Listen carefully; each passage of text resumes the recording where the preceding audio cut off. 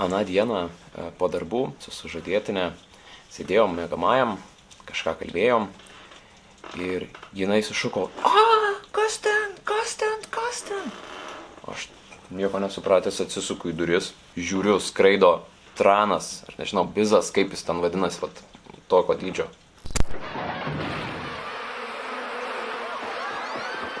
Bitės žudikės. Jinai pradėjo ten klykt, kažką daryk, išvykit ten ir panašiai, žodžiu, iš tos baimės, nes pabėgti jinai negalėjo. Aš toks, prasme, jeigu tai būtų maža bitė kažkokia, na tai aš jų netraiškau, aš tiesiog, žodžiu, taip gražiai, va taip, ir įstum į lauką. Su šitais tai aš nerizikuoju, nes iš patirties žinau, kad kai įgelia, ne kažkas būna. Pamenu, 7, 8, 9 metai buvo man ir brolis metais jaunesnis ir, žodžiu, jisai laukia žaidė ir atbėga jis visas verdas, mama, sugėlė, žodžiu, nusima kepurę jisai, tai jojo ausis, į kurią įgėlė, tai buvo tokia, nemeluoju, forma, tokia buvo. Kita buvo normali. Dabar dar vienas didžiosios ausies šeimos gyvenimo epizodas. Brangioji, aš jau namie. Mes juokėmės, kai su gremlino ausim.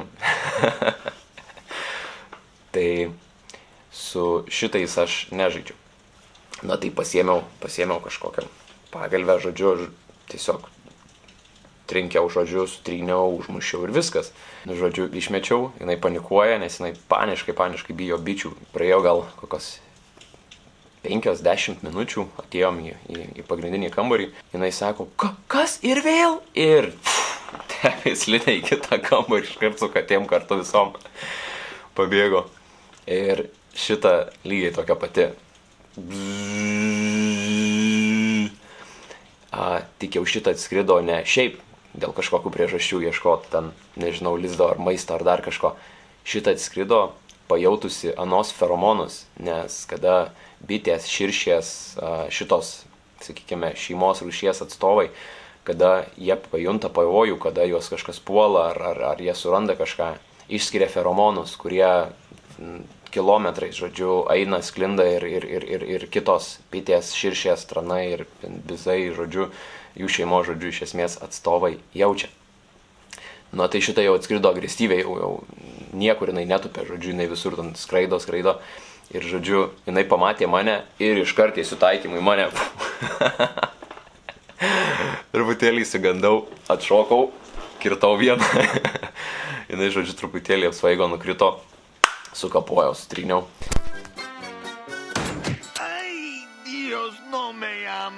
Jinai viskas.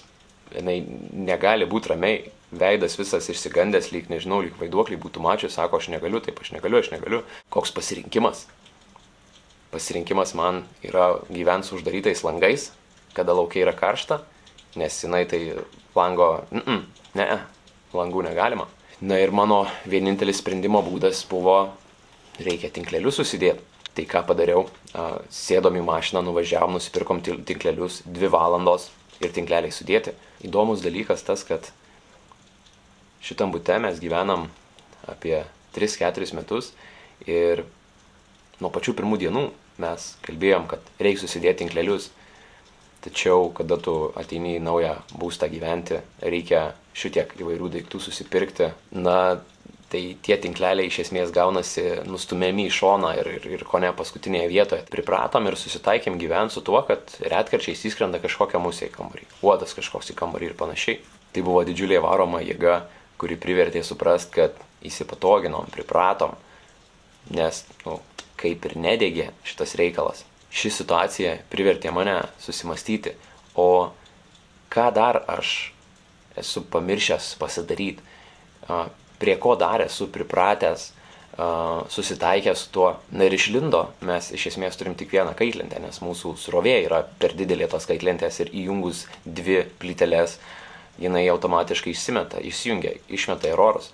Tai šitas darbas, kurį man reikia atlikti.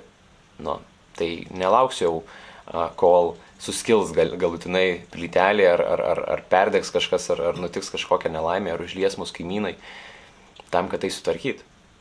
mums ir spintą reikia sieninę nusipirkti, nes iš esmės kaip ir mes jos neturim. Turim tokį pakabą, ant kurio dedame drabužius ir tokią dėklą, ant kurio dedame batus, bet iš esmės pačios spintos dar neturim.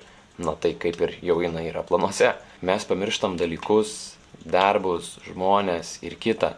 Mes įsipatoginam, mes priprantam prie to ir nustumėm tai į antrą planą. Bet mano klausimas, o kam laukt? Prisėsk ir peržiūrėk, padaryk reviziją savo gyvenimo. O prie ko tu pripratai? Kas tau jau yra priimtina? Kokios sąlygos yra tave tenkinančios iš esmės tavo kažkokius bazinius lūkesčius. Tačiau nėra taip pilnai priimtina pilnaverčiam gyvenimui. Gal tu neturi valgomo stalo ir valgai ant grindų ar ant lovos, kaip aš tai dariau, kada man buvo apie 20 metų ir, žodžiu, gyvenau dar savo gimtajame mieste išsinuomavęs butą vieno kambario. Gal tau reikia jau susitvarkyti kažkokią spintą ar spintelę ar kažkokią kitą vietą, kurios jau kokius 2-3 metus netvarkai. Ir kada reikia iš ten kažką pasiimti, tai pragaras, ten viskas griūna, krenta, o galų gale nieko normaliai ir suras neina.